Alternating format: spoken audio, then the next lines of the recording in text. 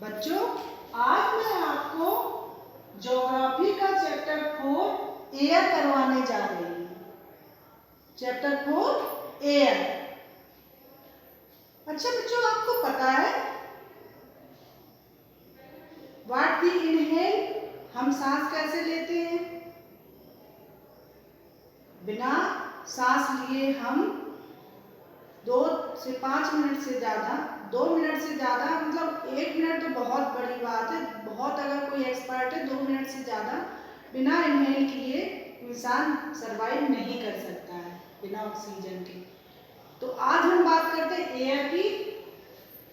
जो हवा हमारे आसपास एक लेयर होती है एटमॉस्फेयर में, उसे हम एयर कहते हैं। अगर हम बात करें तो पूरे वायुमंडल में, एटमॉस्फेयर में एयर का जो रेशियो है, ऑक्सीजन 21% है, नाइट्रोजन 78% है, ऑल अदर ऑर्गन्स 0.4% है, आर्गन्स 93% है और कार्बन डाइऑक्साइड 0.3%। बच्चों, एटमॉस्फेयर में जो एयर है उसमें ऑक्सीजन की मात्रा 21% है और नाइट्रोजन 78% है। हम लोग क्या करते हैं? ऑक्सीजन इनहेल करते हैं, कुछ मात्रा में उसमें नाइट्रोजन भी होती है और कार्बन डाइऑक्साइड एक्सहेल करते हैं। एनिमल्स और ह्यूमन बीइंग्स ऑक्सीजन इनहेल करते हैं, कार्बन डाइऑक्साइड एक्सहेल करते हैं।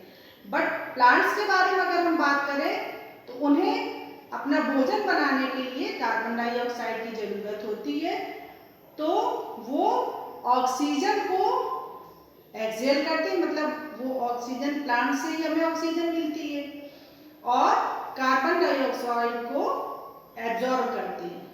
तो इस तरीके से बैलेंस बना हुआ है। जितना human being, animals carbon dioxide छोड़ते हैं उतना ही पेड़ एक्सहेल, मतलब अपने आप एब्जॉर्ब कर लेते हैं, और जितना हम ऑक्सीजन इनहेल करते हैं उतना पेड़ उसको हमें देते हैं। तो इस तरीके से बैलेंस बना होता है। इसमें हम नेक्स्ट बात करते हैं structure of the atmosphere.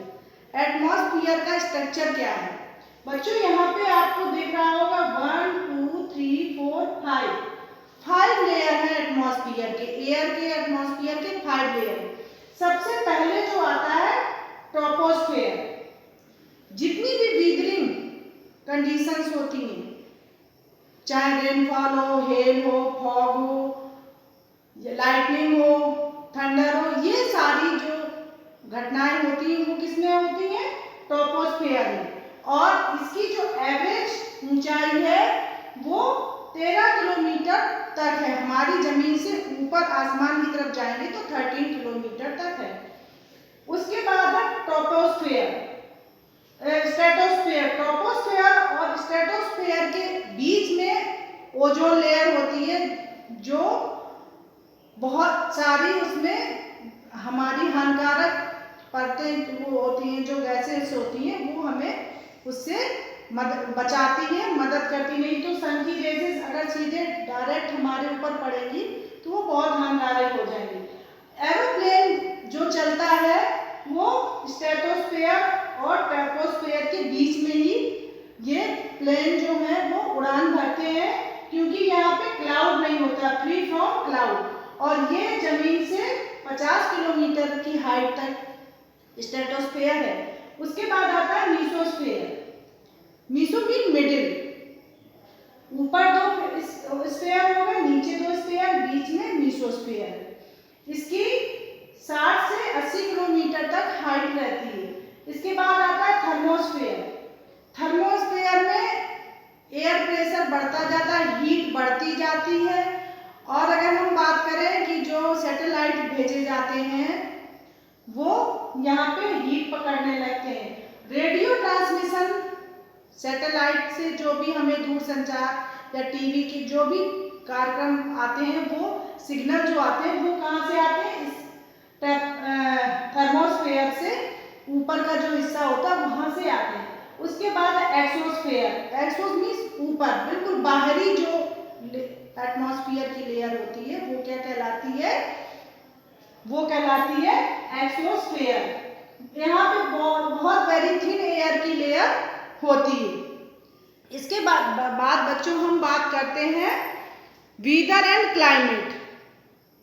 Weather और क्लाइमेट आपको पता होना चाहिए, 6th क्लास में जैसा कि बताया था कि वेदर कंडीशन चेंज होती रहती हैं, लेकिन क्लाइमेट जो है, वेदर जैसे आज बहुत बारिश का मौसम है, हो सकता है थोड़ा सा गर्मी भी पड़ जाए, लेकिन क्लाइमेट जैसे हम कहते हैं हिल स्टेशन का क्लाइमेट कैसा होता है, ठंडा होता है। हिमाचल प्रदेश है, जम्मू कश्मीर है। अगर हम सदर्न इंडिया की बात करें तो वहाँ का ह्यूमिड वाला होता है क्लाइमेट। और अगर हम नॉर्थ इंडिया की, मिडिल सेंट्रल इंडिया की बात करें तो यहाँ पे तीनों वेदर कंडीशंस, क्लाइमेट्स मिलते हैं, सर्दी, गर्मी और बरसात। उसके बाद हम बात करते हैं टेम्परेचर। तो इसके अकॉर्डिंग, हाइट के अकॉर्डिंग और इक्वेटर के according temperature up and down होता है। बच्चों हम बात करते हैं एयर प्रेशर की। अलग अलग एरियाज में एयर प्रेशर की वजह से क्लाइमेट कंडीशंस चेंज होते रहते हैं। जैसे कि आप अगर क्रिकेट की बात करें तो जिस एरिया में, जैसे वहाँ क्रिकेट के जो प्रेमी होते हैं उनको बहुत इस चीज़ की टेंशन होती है कि कहीं ऐसा ना हो कि एयर प्रेशर की वजह से उस एरिया में बारिश हो जाए और उनका मैच कैंसिल हो जाए। तो जहाँ पे एयर जो है हीटेड हो जाती है, प्रेशर कम दबाव पड़ता है। अगर हम ओशियन की या सी की बात करें तो वहाँ से प्रेशर एयर का बढ़ता रहता है और एयर ठंडी होती है तो बारिश का, उससे बारिश हो जाती है। विंड का ऐसे ही अंतर पड़ता है, विंड का, हवाएं। अगर हम बात करें आपकी क्लाइमेट विंड की तो आप अपनी बुक में देखेंगे कैसे प्रेशर, एयर प्रेशर इसमें दिखाया गया है। इक्वेटर के आसपास एयर प्रेशर अलग तरीके का होता है।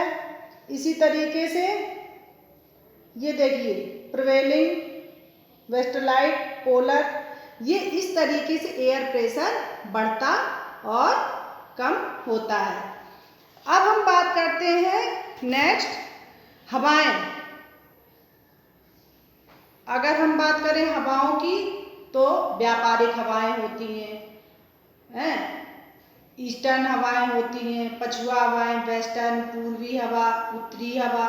तो जब हमारे भारत में जब उत्तरी हवा आती है तो थोड़ा सा ठंडा महसूस होता है, और जब पश्चिमी हवा चलती है तो मानसून का प्रेशर अच्छा बनता है। अब हम नेक्स्ट बात करते हैं साइक्लोन, नेचर्स फ्यूरी। साइक्लोन क्या होते हैं? तूफान। अगर हम देखें तो एक तरीके से तूफान क्या है, नेचर मीन्स प्रकृति का विध्वंसात्मक, जब प्रकृति गुस्सा होती है। हम लोग कई बार ऐसे ऐसे काम करते हैं जो नेचर के लिए बहुत खतरनाक होते हैं। हम लोग सड़क बनाने के लिए पहाड़ों को तोड़ते हैं, अपने घर बनाने के लिए जंगल को काट रहे हैं, जिसकी वजह से जो नेचर का बैलेंस है वो गड़बड़ हो रहा है। और उसका नतीजा ये हो रहा है कि जहाँ पे पहले बिल्कुल बारिश नहीं होती थी वहाँ बहुत बारिश होती है, जहाँ पे फ्लड नहीं आता था, बाढ़ नहीं आती थी, अब वहाँ बहुत फ्लड आ रहा है। जहाँ पे ड्रॉट होता था, सूखा पड़ता था, वहाँ पे अब फ्लड आ रहा है, और जहाँ पे फ्लड आता था वहाँ पे अब ड्रॉट होता है, सूखा पड़ता है। और साइक्लोन की हम बात करें तो ऐसा विध्वंसात्मक तूफान होता है। अभी कुछ दिन पहले हमारे केरला साइड में और आंध्र प्रदेश में आया था, गुजरात के तट से टकराया था, उसके बाद बे ऑफ बंगाल में आया, तो उसने बहुत सारे एरिया को तबाह कर दिया। तो साइक्लोन जो है वो एक तरीके से प्रकृति की गुस्सा ही होती है। अगर आप बुक देखेंगे तो यहाँ पे आपको साइक्लोन का, ये देखिए यहाँ पे साइक्लोन के अलग अलग टाइप्स भी बताए गए हैं। तो बच्चों, आप लोग चैप्टर को अच्छे से एक एक रीड करें और वीडियो के थ्रू समझें और समझ के फिर अपने क्वेश्चन आंसर्स को सॉल्व करने की या लिखने की कोशिश करें। Okay, thank you.